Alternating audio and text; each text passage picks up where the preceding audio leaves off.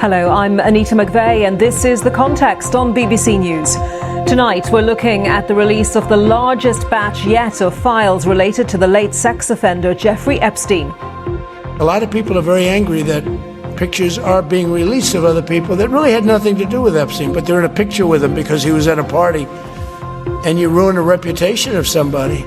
Despite these tens of thousands of documents, there is, as far as we know, no investigation into any of Epstein's associates, either in the US or the UK. It'd be interesting to see if more Republicans join with Democrats in punishing or putting pressure on the DOJ over their failure to comply with that deadline that was on Friday to release the files.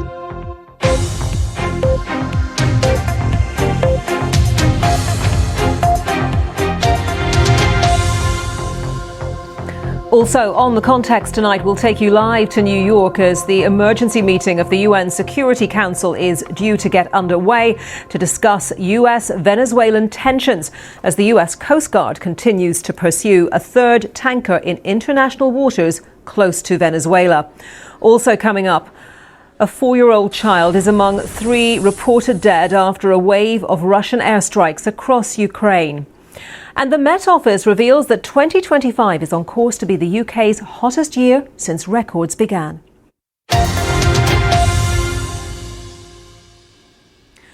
But first, thousands more files relating to the late sex offender Jeffrey Epstein have been published today by the US Department of Justice, the largest such release to date. Among them are emails to the disgraced British socialite Ghislaine Maxwell from someone who says they're at Balmoral, is referred to as the Invisible Man, and signs off as A. We're listening to the Russian Federation's Vasily Nebenzia there at the UN Security Council discussing tensions between the US and Venezuela. We'll have analysis of that very shortly after this break around the world and across the UK. This is BBC News.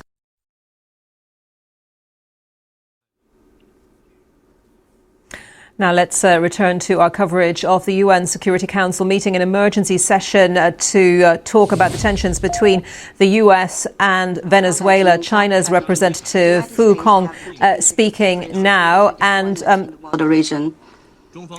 China, another ally of Venezuela, and we will bring you more detail on what is happening in that emergency session of the UN in New York. Do stay with us here on The Context on BBC News.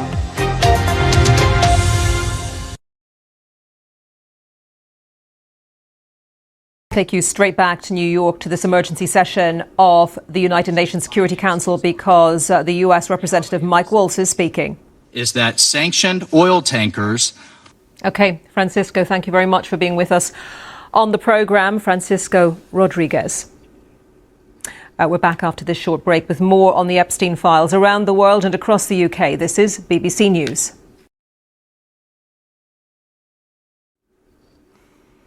You're watching The Context on BBC News, and another heavily redacted tranche of the so-called Epstein files have been released. It's the latest in a string of long-awaited documents relating to the US Department of Justice's investigation into the disgraced paedophile financier Jeffrey Epstein. Jim, thank you so much for joining us on the programme. Jim Dale, senior meteorologist at British Weather Services. Do stay with us here on BBC News. The Context USA is coming up next.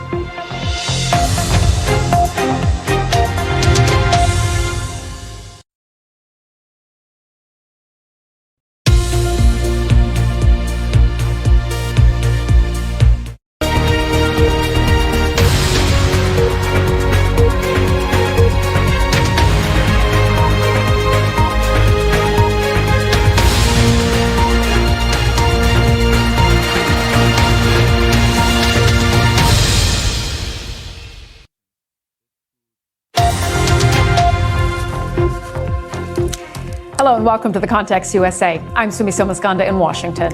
And I'm Annita McVeigh in London. Tonight, it's our final episode for the year. As 2025 comes to a close, President Trump is facing more scrutiny over the Jeffrey Epstein files. A lot of people are very angry that pictures are being released of other people that really had nothing to do with Epstein, but they're in a picture with him because he was at a party, and you ruin the reputation of somebody. Be interesting to see if more Republicans join with Democrats in punishing or putting pressure on the DOJ over their failure to comply with that deadline that was on Friday to release the files. Despite these tens of thousands of documents, there is, as far as we know, no investigation into any of Epstein's associates, either in the US or the UK.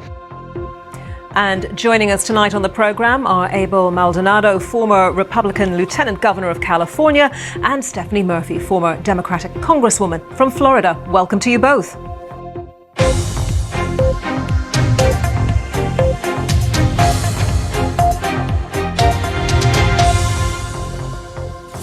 Welcome to the program. Hard to believe, but this is our final Context USA for 2025. So tonight, we're bringing you the latest on the stories dominating this week. We'll have more on those Epstein files in just a moment. And we're keeping an eye on the UN in New York, where the Security Council is meeting on those tensions between the US and Venezuela.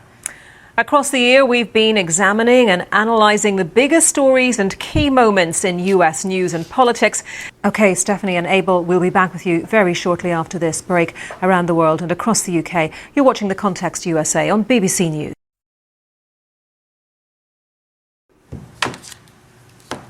Now, a special session of the UN Security Council is taking place in New York, talking about the tensions between Venezuela and the United States. Venezuela's Ambassador Samuel Acosta has just started to speak. Let's listen in. Acts outside.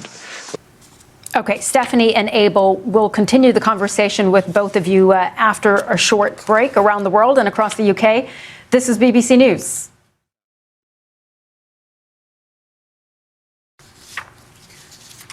Welcome back to the Context USA. Now to an early Christmas gift for President Trump. Some great economic data on Tuesday. The U.S. economy had its strongest GDP growth in 2 years during the third quarter, expanding at an annual rate.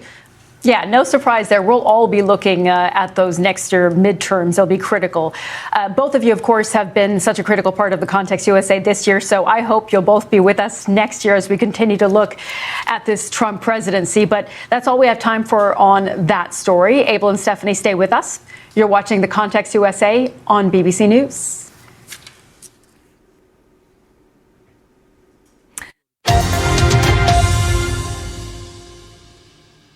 Now, we have spent hours and hours this year unpacking the ins and outs of US politics, big global issues and the twists and turns of President Trump's second term.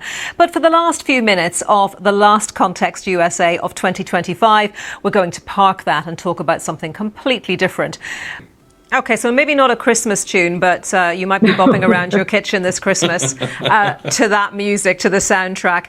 Well, Abel and Stephanie, it's been fantastic having you on the Context over the course of this year. Thank you so much for joining us again on Christmas Eve, as we like to call it. So thank you. Have a lovely festive season. And to all our audience, if you're celebrating the Christmas festivities, have a wonderful time. And thank you for your company across 2025. I hope you'll be back with us in 2026. Take care.